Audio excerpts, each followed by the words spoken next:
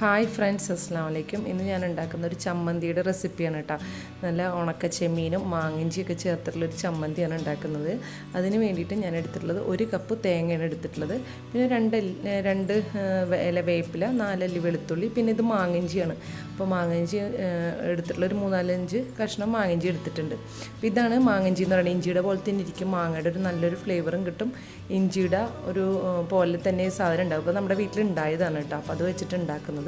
പിന്നെ ഒരു പിടി ഉണക്ക ചെമ്മീൻ എടുത്തിട്ടുണ്ട്. അതൊന്ന് ക്ലീൻ ചെയ്ത് തലയും ഇതൊക്കെ കളഞ്ഞൊന്ന് ക്ലീൻ ചെയ്തിട്ട് എടുത്തിട്ടുള്ളതാണ്. അതൊന്ന് കഴുകി വെച്ചിട്ടുണ്ട് കേട്ടോ. അപ്പോൾ നമുക്ക് ആദ്യം തന്നെ ഒരു 10 ഉണക്കമുളകാണ് ഞാൻ എടുത്തിട്ടുള്ളത്. അപ്പോൾ ഓരോരുത്തർ എരിവിനനുസരിച്ച് കുറയ്ക്കട്ടെ. ഞാൻ കുറച്ച് എരിവിലാണ് ചെയ്യുന്നത്. 10 ഉണക്കമുളകൊന്ന് വറുത്തെടുക്കുന്നുണ്ട്.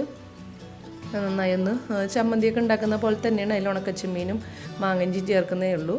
അപ്പോൾ അത് ഞാനൊന്ന് വറുത്ത് വെച്ചിട്ടുണ്ട്. പിന്നെ നമുക്ക് ഉണക്ക ചെമ്മീനൊന്ന് വറുത്തെടുക്കാം. അപ്പോൾ നമ്മളിത് ക്ലീൻ ചെയ്ത് കഴുകി വെയിലത്ത് വെച്ചൊക്കെ ഉണക്കി കണ്ടെയ്നറിലാക്കി വെക്കുകയാണെങ്കിൽ നമുക്ക് ഇതുപോലെ ഡ്രൈ ആയിട്ടെല്ലാം ഉണങ്ങിയിരിക്കുമല്ലോ. അപ്പോൾ നമുക്ക് വറുത്തെടുക്കാൻ കുറച്ചും കൂടി എളുപ്പമാണ്. ഇപ്പോൾ ഞാൻ കഴുകി അപ്പോൾ തന്നെ ആകുമ്പോൾ നമുക്കതൊരു ക്രിസ്പായി കിട്ടാൻ കുറച്ച് സമയം എടുക്കും. അപ്പോൾ നമ്മൾ ഉണക്കി വെച്ചതാണെന്നുണ്ടെങ്കിൽ ജസ്റ്റ് പെട്ടെന്ന് ഒന്ന് ചൂടാക്കി എടുക്കാം. അപ്പോൾ നമ്മുടെ ഉണക്ക ചെമ്മീനൊന്ന് വറുത്ത് എടുത്തിട്ടുണ്ട് കേട്ടോ ഞാൻ. അപ്പോൾ അതൊന്ന് ഫ്രൈ ആയി വന്നിട്ടുണ്ട്. ഞാനിതൊരു മിക്സിയുടെ ജാറിലേക്ക് ഇട്ടിട്ട് ഒന്ന് ചമ്മന്തിയാക്കി എടുക്കാൻ വേണ്ടിയിട്ട് ആദ്യം തന്നെ ചെമ്മീനും ഉണക്കമുളകും കൂടി ഒന്ന് നന്നായി പൊടിച്ചെടുക്കുന്നുണ്ട്. അപ്പോൾ തേങ്ങയും കൂടി ഇടുമ്പോൾ നമുക്ക് ആ ഒരു നന്നായി പൊടിഞ്ഞ് കിട്ടില്ലല്ലോ. അതുകൊണ്ട് ആദ്യം തന്നെ നമ്മൾ ചെമ്മീനും ഉണക്കമുളകും കൂടി നന്നായി ഒന്ന് പൊടിച്ചെടുത്തിട്ട് അതിന് ശേഷം അതിലേക്ക് മറ്റുള്ള ഇൻഗ്രീഡിയൻസ് ചേർത്ത് കൊടുക്കാം. അപ്പോൾ ഇഞ്ചിയും ഉള്ളിയും വേപ്പിലയും കൂടി ഒന്ന് നന്നായി ഒന്ന് അരച്ചെടുക്കാം.